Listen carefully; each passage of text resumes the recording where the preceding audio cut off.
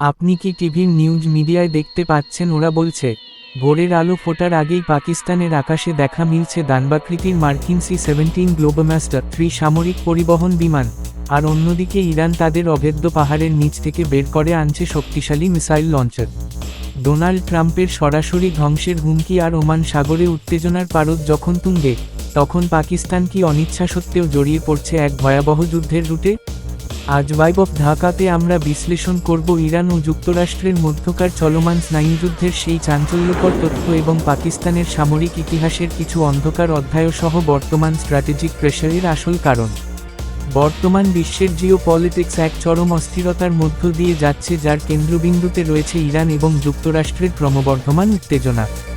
সাম্প্রতিক সময়ে পাকিস্তানের নূর খান বিমানঘাঁটিতে যুক্তরাষ্ট্রের দানবাকৃতির C-17 গ্লোবামাস্টার 3 মিলিটারি ট্রান্সপোর্ট এয়ারক্রাফটের উপস্থিতি এই উত্তেজনাকে নতুন মাত্রা দিয়েছে।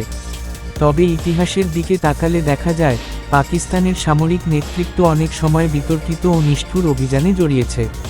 1971 সালে বাংলাদেশে পাকিস্তানি বাহিনী যে জেনোসাইড চালিয়েছিল, তাতে টেক্কা খান এবং নায়াজির মতো জেনারেলরা প্রধান ভূমিকা পালন করেন। 1970-এর দশকে বেলুচিস্তানে সক্রিয় বিচ্ছিন্নতাবাদী আন্দোলন দমনে চরম নিষ্ঠুরতা দেখানোর কারণে তাকে বেলুচিস্তানের কসাই নামে ডাকা হতো, যিনি পরে বাংলাদেশে অপারেশন সার্চলাইট-এর মাধ্যমে ভয়াবহ গণহত্যার নেতৃত্ব দিয়ে বাংলার কসাই নামে কুখ্যাতি পান। একইভাবে জেনারেল জিয়া-উল হক 1970 সালে জর্ডানে ব্ল্যাক সেপ্টেম্বর নামক অভিযানে ফিলিস্তিনিদের দমন ও হত্যায় সহায়তা করেছিলেন। পাকিস্তানের এই অভ্যন্তরীণ অস্থিরতার সাথে যুক্ত হয়েছে ধর্মীয় সংঘাত, বিশেষ করে মাওলানা মওদুদি এবং বিভিন্ন চরমপন্থী গোষ্ঠীর ভূমিকা এবং কাদিয়ানীদের ওপর বর্বররচিত হামলা দেশটির ইতিহাসে একটি কালো অধ্যায়। এমনকি সামরিক ক্ষেত্রেও দেখা গেছে অদ্ভুত মেরুকরণ, যেখানে মার্কিন যুক্তরাষ্ট্রে এক জয়েন্ট এক্সারসাইজে পাকিস্তান ও ইসরায়েলের পাইলটরা একসাথে প্রশিক্ষণ নিয়েছিল।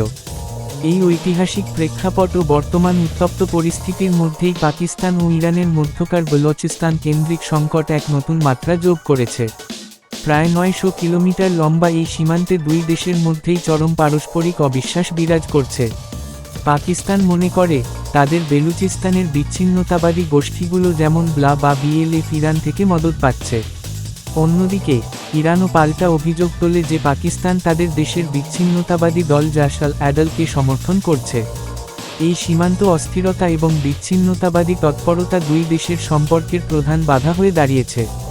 বিশ্লেষকদের ধারণা, মার্কিন যুক্তরাষ্ট্র এবং CIA এই বলোচিস্তান ইস্যু ও অভ্যন্তরীণ অস্থিরতাকে কাজে লাগিয়ে দুই দেশের মধ্যে সংঘাত বাড়িয়ে তাদের নিজস্ব স্ট্র্যাটেজিক ইন্টারেস্ট হাসিল করতে চায়।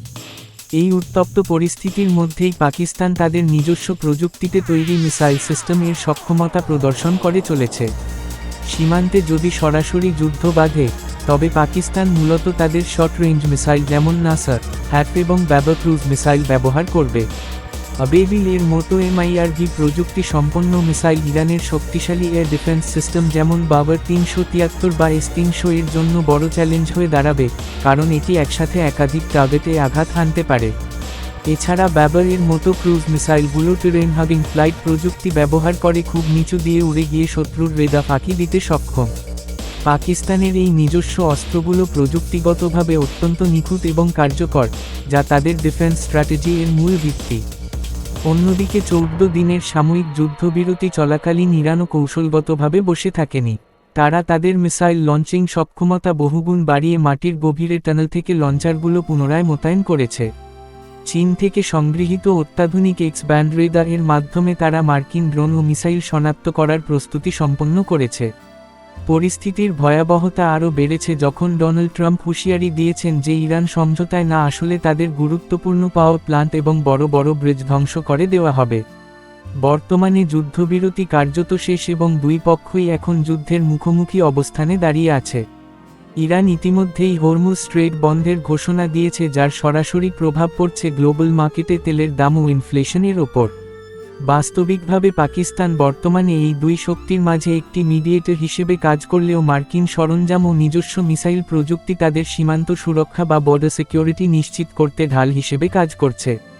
বন্ধুরা, আজকের এই বিশ্লেষণটি ভালো লাগলে ভাইব অফ ঢাকা চ্যানেলের ভিডিওটিতে একটি লাইক দিন।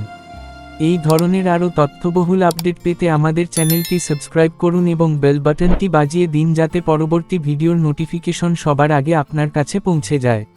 ভিডিওটি বন্ধুদের সাথে শেয়ার করতে ভুলবেন না। ধন্যবাদ।